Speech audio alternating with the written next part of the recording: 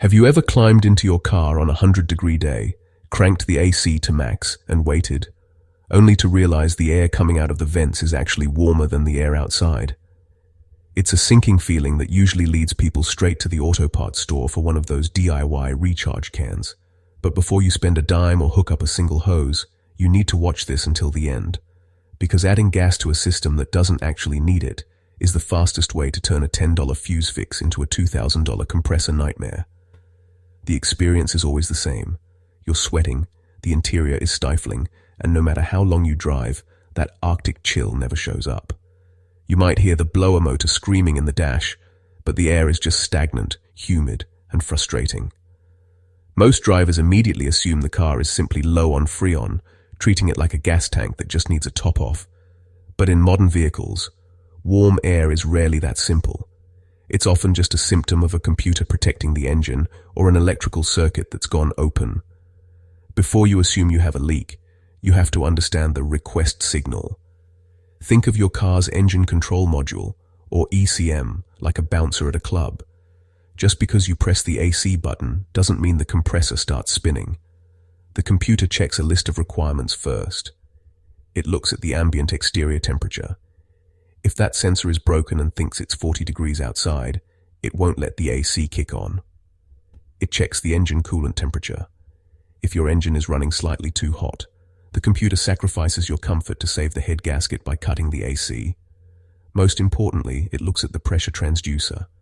If you try to force-feed refrigerant into a system where the computer has intentionally disabled the compressor, you risk blowing out the internal seals the moment it finally does engage under high pressure. This logic-based cooling system is universal, affecting almost everything on the road from 2010 through 2026.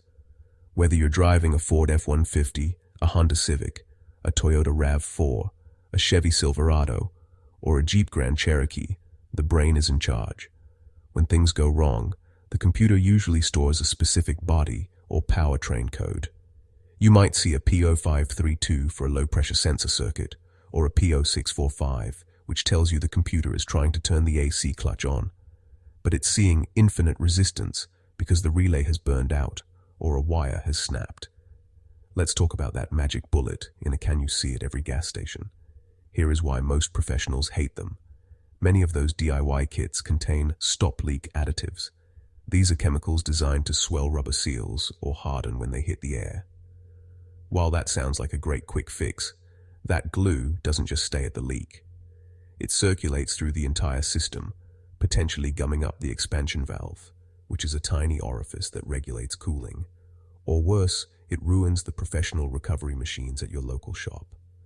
If a mechanic hooks your car up to a $10,000 R1234YF machine and detects sealant, they might refuse to service your car entirely or hit you with a massive contamination surcharge because you just cost them a $500 filter. So, how do we actually find the root cause without the guesswork? We start with the click test. This is the most important diagnostic step you can take. With the engine running and the hood up, have a friend cycle the AC button on and off.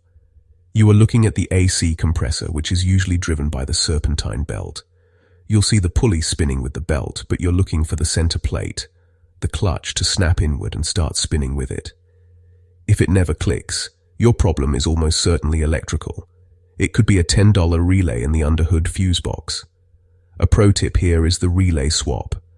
Find another relay in that box with the exact same part number, usually the horn relay, and swap it into the AC slot. If the air suddenly gets ice cold, you just fixed your car for the price of a burger.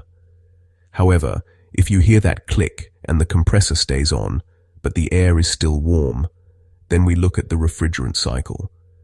The compressor's job is to turn low-pressure gas into high-pressure liquid. This creates a massive amount of heat, which is why your cooling fans have to be screaming. If those fans aren't pulling air through the condenser at the front of your car, the heat has nowhere to go. The pressure skyrockets, and the system stops cooling. If your fans are dead, adding more Freon is like trying to put out a fire with gasoline. Sometimes, the mechanical failure isn't even under the hood. It's right behind your glove box. A cabin air filter that hasn't been changed in 3 years can get so clogged with dust, hair, and leaves that air literally cannot pass over the evaporator coils. If no air moves over the coils, they actually freeze into a solid block of ice, blocking all airflow.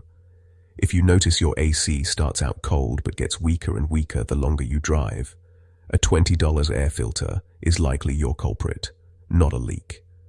Now, let's talk about the real-world cost. If you've done your homework and found that it really is just a blown 10-amp fuse or a dead relay, you can get back on the road for under $20. If it's a cooling fan assembly, you're looking at a moderate DIY job.